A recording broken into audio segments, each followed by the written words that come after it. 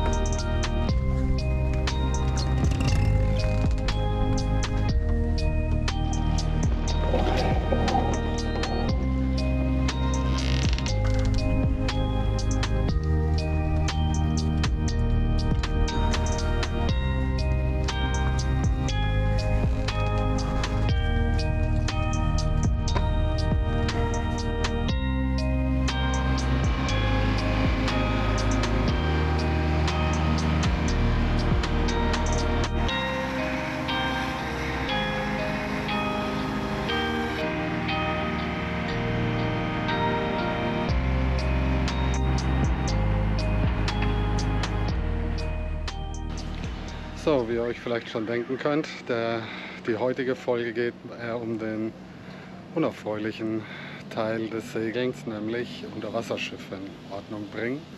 Ich bin jetzt hier auf dem Trockendock in Carriacou. Das Boot ist jetzt schon abgekerchert. Man sieht aber, hier sind überall noch so komische wie so Flechten dran.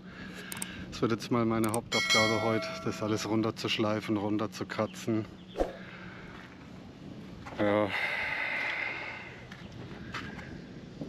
Anoden mal checken. Dann habe ich auch noch ein paar Roststellen zu machen und Seeventile tauschen und das war's dann. Also sollte in einer Woche machbar sein. Schauen wir mal. Action!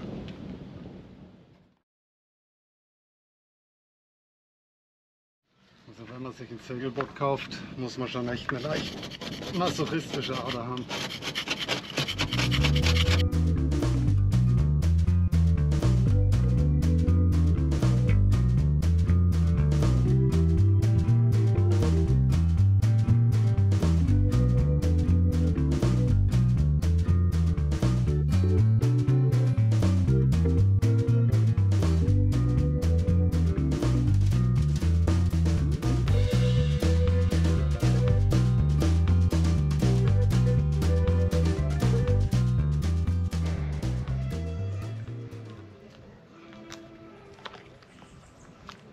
Ich sage euch Leute, eines Tages bin ich reich. Dann kaufe ich mir ein Boot mit Coppercoat ohne dieses selbstwaschende Anti-Fouling-Scheiße. Das ist so wirklich die ekelhafteste Arbeit aller Zeiten. Guckt, wie ich ausschaue. Eingestaubt von oben bis unten mit diesem Scheißdreck. Ich hasse das, ich hasse diese Arbeit wirklich.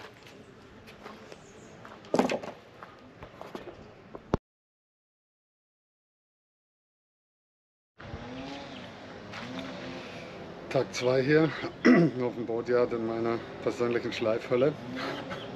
Aber ich bin zuversichtlich, dass ich das heute fertig geschliffen kriege, das Unterwasserschiff. Und dann ist schon nur noch alles halb so schlimm. So, jetzt schleifen wir mal hier ein bisschen im Schatten.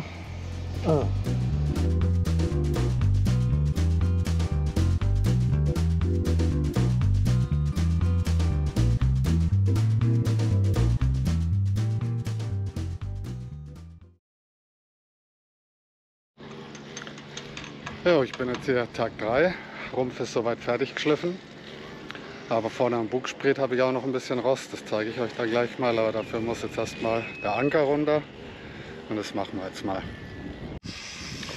Jo, da haben wir einmal hier eine Roststelle, wo die Kette immer drüber schrabbelt. Muss ich jetzt mal entrosten, lackieren und dann irgendwas drüber kleben, Aluwinkel oder so, dass das geschützt ist. Und dann, weiß nicht, hier, ich weiß nicht, ob man sieht, wo die Bretter und die Ankerrolle dran festgeschraubt sind. Rostet mit der Zeit halt wieder ein bisschen, ist nicht schlimm, muss man aber machen, bevor es schlimm wird. Jo, dann machen wir hiermit mal grob den Rost weg.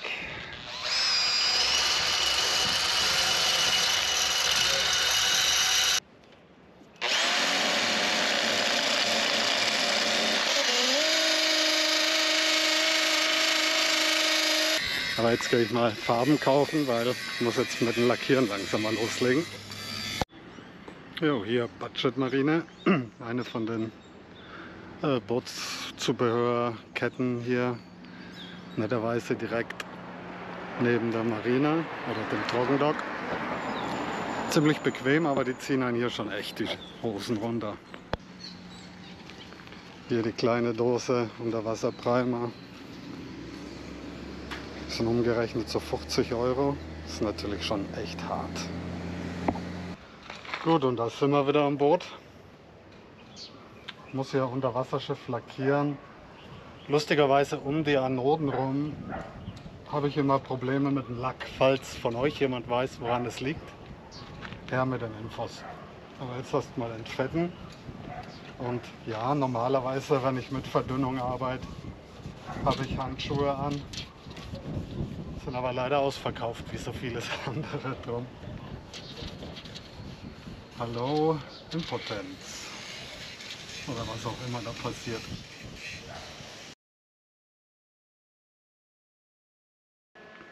Ja, ich bin jetzt hier an Tag 4 angekommen. Draußen, das Grobe ist ja wie gesagt alles soweit vorbei. Ist jetzt nur noch lackieren, das ist ja dann jetzt absehbar. Jetzt kommen wir zu den, wie soll ich sagen, pikanteren Arbeiten. Und zwar bei mir in der Toilette. Und keine Angst, es gibt keine unangenehmen Details zu sehen. Aber da habe ich jetzt auch ein paar Arbeiten. Haben wir hier einmal das Ventil, wo das Wasser reinkommt.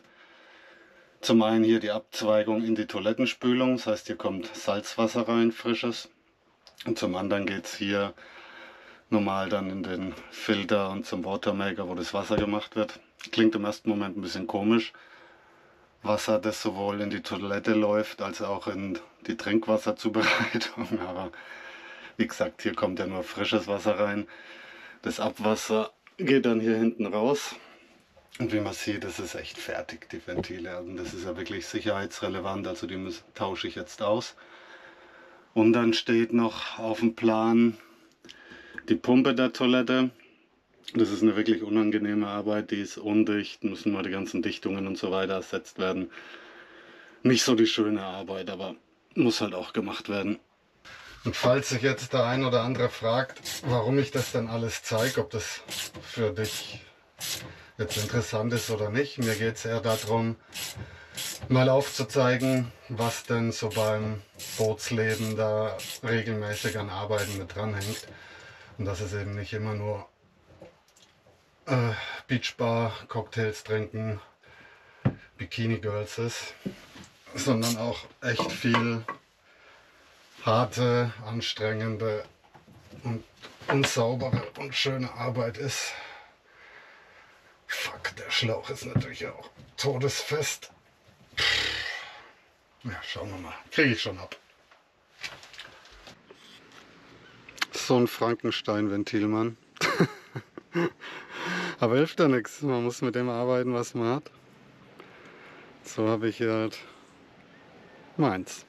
Bauen wir es mal wieder ein. Ja, es war ein harter Gegner. Aber finally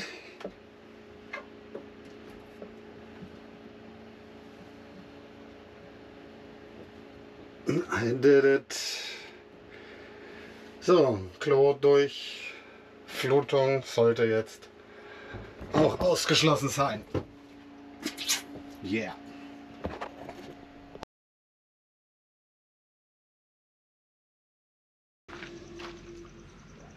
So, jetzt haben wir hier inzwischen Samstag. Montag kommt das Boot wieder ins Wasser, deswegen wird es jetzt mal Zeit, das Anti-Fouling zu streichen. Mit dem ins Wassertermin bin ich auch mal gespannt. Der Kran ist nämlich kaputt.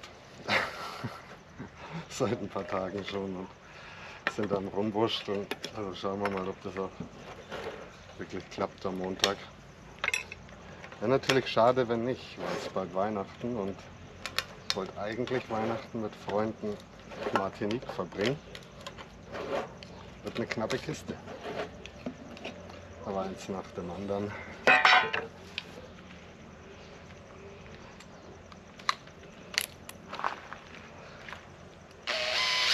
Machen wir erstmal das Anti-Fouling. Ja, denen den Anti-Fouling kein Begriff ist, schmiert man unten auf den Rumpf, damit keine Muscheln, Gras, was auch immer dran wächst. Das ist im Prinzip Farbe mit Bioziden, ja, nicht so der Umweltknaller, aber hilft nichts, das muss drauf, ansonsten verwandelt sich das Boot innerhalb kürzester Zeit in einen Riff.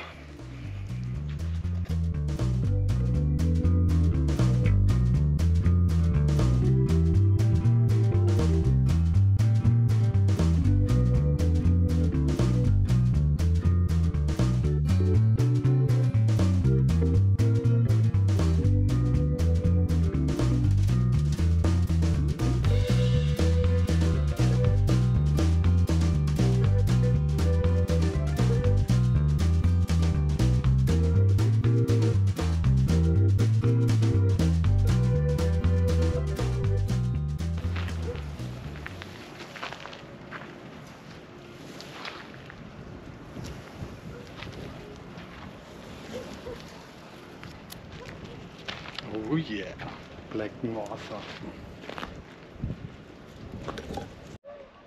Ist es nicht wunderschön und kalt? Oh, das saufe ich mir jetzt so rein. Ist zwar noch helllichter Tag, mancher sagt vielleicht so ein bisschen alkimäßig. Ich sag, es erhält meine Arbeitsmoral aufrecht. Somit, cheers Leute.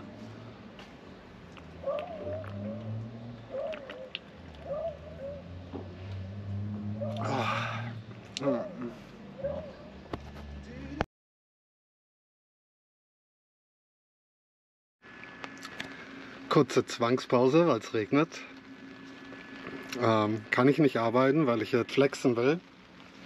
Die Teile kürzen und da freue ich mich schon ewig drauf. Also nicht, dass ich mich aufs Kürzen freue, sondern aufs Arbeiten mit dem Winkelschleifer mache ich echt gern. Habe ja mal lange Jahre als Schmied gearbeitet. Schöne Grüße nach,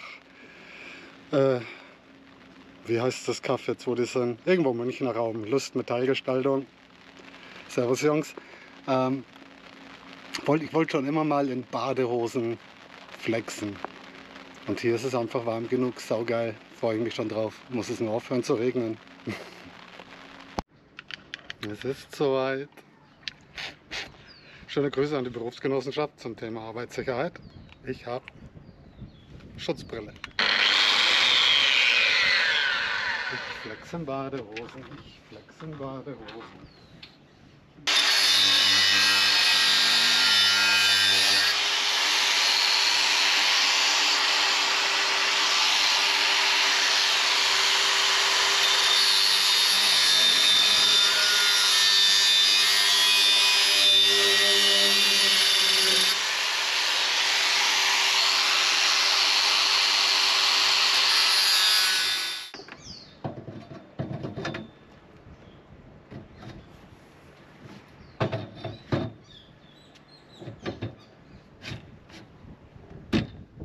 Oh yeah.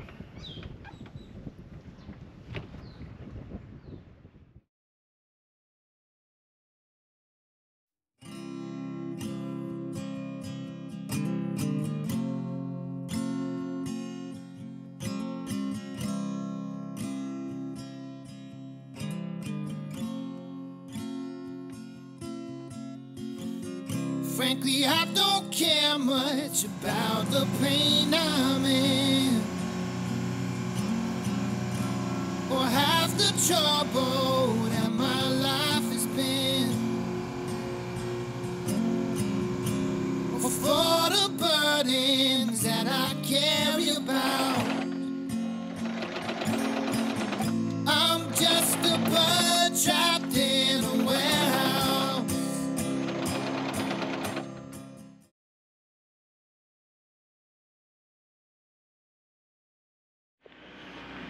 Heute ist Donnerstag, 3 Tage vor Weihnachten. Das letzte, was ich euch gezeigt hatte, war ja, wie ich meine Sprayhood genäht habe. Ich sollte eigentlich seit Montag schon im Wasser sein.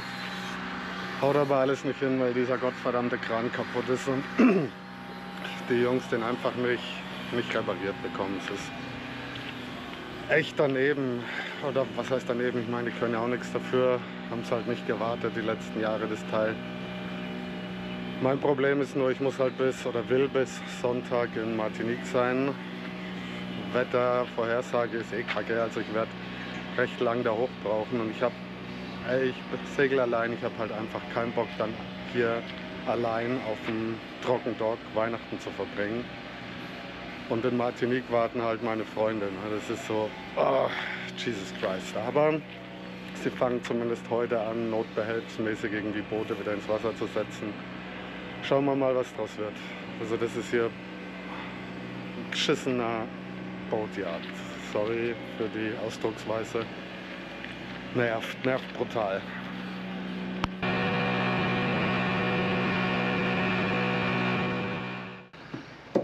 Wir haben jetzt Donnerstagabend. Wie gesagt, Sonntag ist Weihnachten. Ich muss nach Martinique, ob ich es schaffe oder nicht. Wann mein Boot ins Wasser kommt, weiß ich Stand jetzt selbst noch nicht. Deswegen beende ich jetzt hier auch die Folge, wie es weitergeht. Ob ich es schaffe, Weihnachten mit Freunden zu verbringen oder hier auf dem ollen Trockendock rumsitze, seht ihr dann in der nächsten Folge. Wünscht mir Glück. Und wenn ihr mich unterstützen wollt und meine Videos, schaut doch mal in den Online-Shop von www.Kapitän Olsen rein. Link haue ich in die Beschreibung. Das ist das Geschäft von mir und meinem Partner Martin. Und damit verdiene ich mein Geld. Würde mich freuen, wenn ihr da mal reinschaut. Bis dann.